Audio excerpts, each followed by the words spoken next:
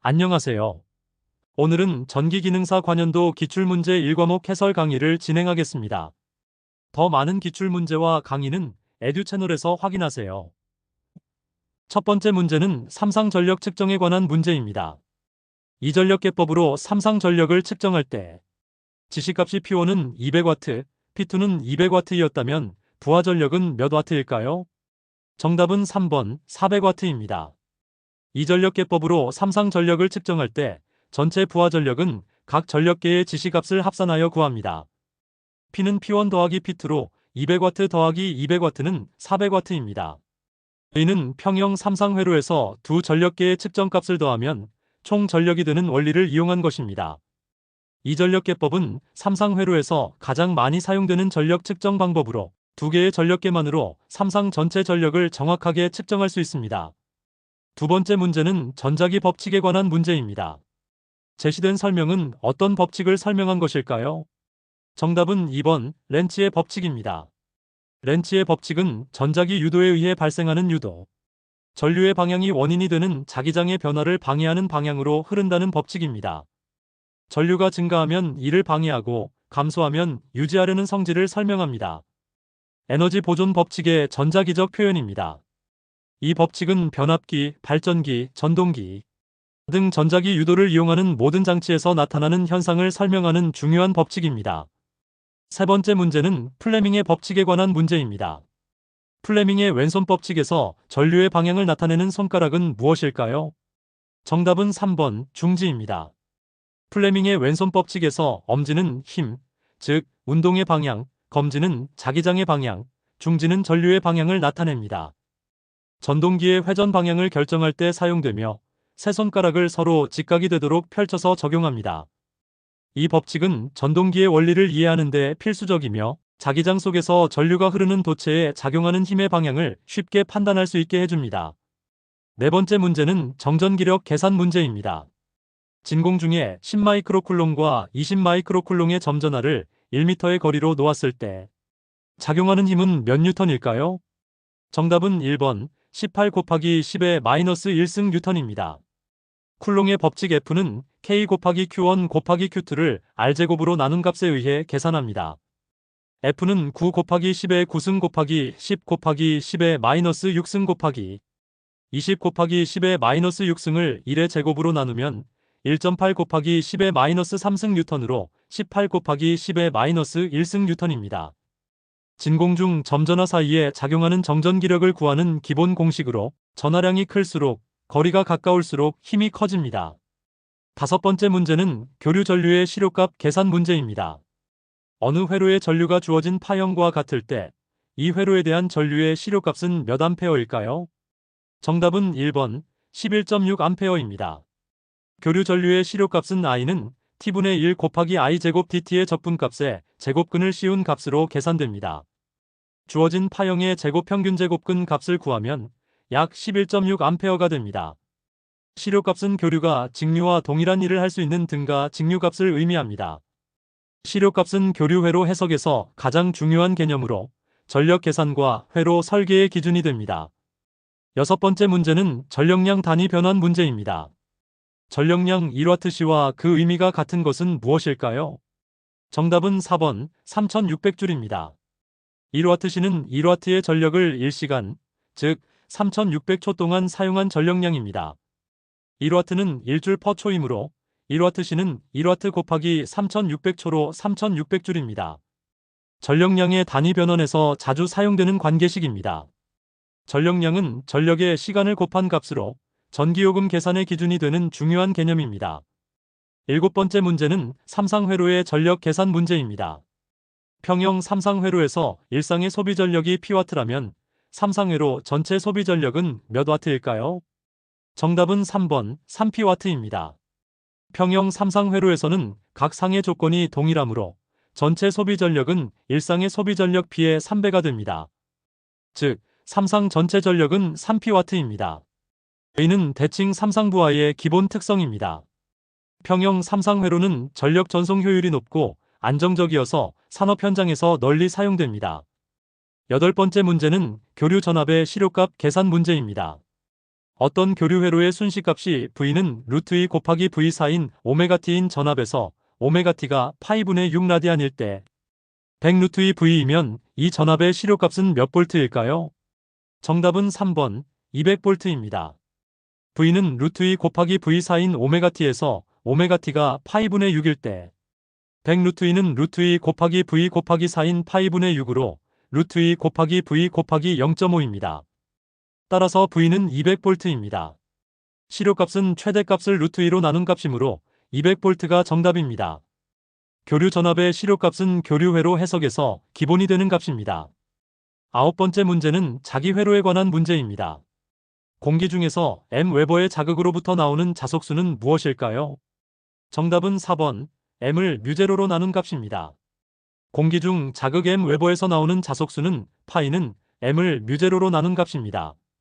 뮤제로는 진공의 투자율로 4파이 곱하기 10의 마이너스 7승 헬리 퍼미터이며 자속은 자극을 투자율로 나눈 값으로 표현됩니다.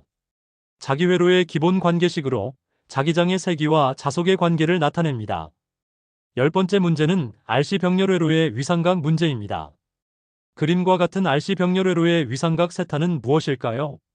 정답은 2번입니다. RC 병렬 회로에서 위상각 세타는 탄 세타는 오메가 CR로 구합니다. 저항에는 전압과 전류가 동상이고 커패시터에서는 전류가 전압보다 90도 앞서므로 합성 위상각은 이들의 벡터합으로 결정됩니다. 병렬 회로에서는 전압이 공통이고 전류가 분배되므로 어드미턴스를 이용한 계산이 편리합니다. 11번째 문제는 컨덕턴스와 전압 계산 문제입니다. 0.2 지멘스의 컨덕턴스 2개를 직렬로 접속하여 3A의 전류를 흘리려면 몇 볼트의 전압을 공급하면 될까요? 정답은 3번 30볼트입니다.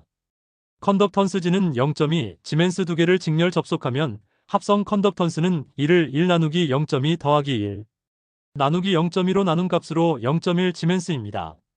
저항 R은 2를 G로 나눈 값으로 10옴이고 V는 I 곱하기 R로 3 곱하기 10은 30볼트입니다. 컨덕턴스는 저항의 역수로 전류의 흐르기 쉬운 정도를 나타냅니다. 12번째 문제는 전기장의 세기 계산 문제입니다. 비유전율 2.5의 유전체 내부의 전속 밀도가 2 곱하기 10의 마이너스 6승 쿨롱 퍼 제곱미터 되는 점의 전기장의 세기는 약 몇 볼트 퍼미터인가요? 정답은 2번 9 곱하기 10의 4승 볼트 퍼미터입니다. 전기장의 세기는 D를 입실론 제로 곱하기 입실론 R로 나눈 값입니다. A는 2 곱하기 10의 마이너스 6승을 8.854 곱하기 10의 마이너스 12승 곱하기 2.5로 나누면 약 9 곱하기 10의 4승 볼트 퍼미터입니다.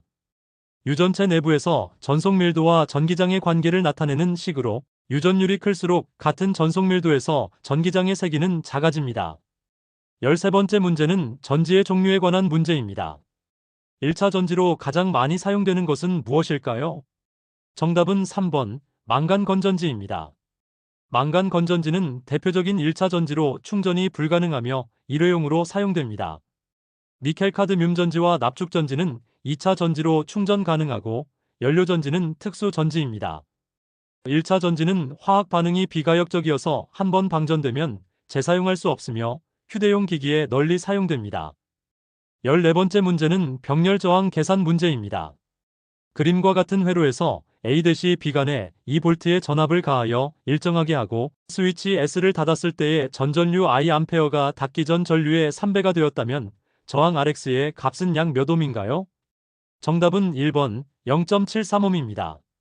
스위치를 닫기 전 전류를 I0, 닫은 후를 3I0라 하면 병렬 저항, 추가로 합성 저항이 3분의 1로 감소합니다. 계산하면 RX는 약 0.73옴입니다. 병렬 회로의 합성 저항 변화를 이용한 문제로 병렬 저항이 추가되면 합성 저항은 감소하고 전류는 증가합니다. 15번째 문제는 원자의 구조에 관한 문제입니다. 정상 상태에서의 원자를 설명한 것으로 틀린 것은 무엇일까요? 정답은 1번 양성자와 전자의 극성은 같다입니다. 정상 상태 원자에서 양성자는 양전하, 전자는 음전하를 가지므로 극성이 반대입니다. 양성자와 전자의 수는 같아 전체적으로 중성이며 전하량의 크기는 같습니다.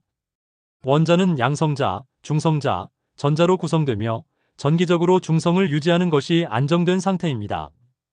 16번째 문제는 저항의 직렬 접속에 관한 문제입니다. R1옴, R2옴, R3옴의 저항 3개를 직렬 접속했을 때의 합성 저항은 몇 옴일까요? 정답은 4번입니다. 저항의 직렬 접속에서 합성 저항은 각 저항의 합입니다. R은 R1 더하기 R2 더하기 R3옴입니다. 직렬회로의 가장 기본적인 특성으로 전류는 동일하고 전압은 분배됩니다. 직렬 저항은 전체 저항값이 증가하며 각 저항에 걸리는 전압은 저항값에 비례합니다. 17번째 문제는 전력량과 열량 변환 문제입니다. 3kW의 전열기를 1시간 동안 사용할 때 발생하는 열량은 몇 킬로칼로리일까요? 정답은 4번 2580킬로칼로리입니다. 전력량 W는 3kW 곱하기 1시간으로 3kWh는 3000W입니다. 열량 Q는 860 곱하기 3으로 2580킬로칼로리입니다. 1Wh는 860칼로리 관계를 이용합니다. 전기 에너지가 열 에너지로 변환되는 과정을 나타내며 전열기의 효율은 거의 100%에 가깝습니다. 18번째 문제는 연구자석 재료에 관한 문제입니다. 연구자석의 재료로서 적당한 것은 무엇일까요? 정답은 2번, 잔류자기와 보자력이 모두 큰 것입니다. 연구자석은 외부 자기장이 없어도 자성을 유지해야 하므로 잔류자기가 크고 외부 자기장에 의해 쉽게 자화가 변하지 않도록 보자력도 커야 합니다. 히스테리시스 곡선이 넓은 경자 성체가 적합합니다.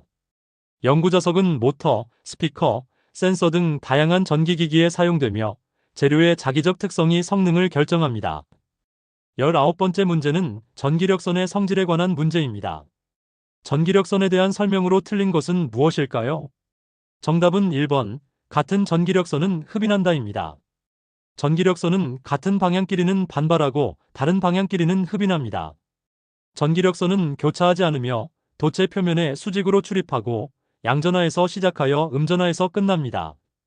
전기력선은 전기장을 시각적으로 표현하는 방법으로 전기력선의 밀도는 전기장의 세기를 나타냅니다.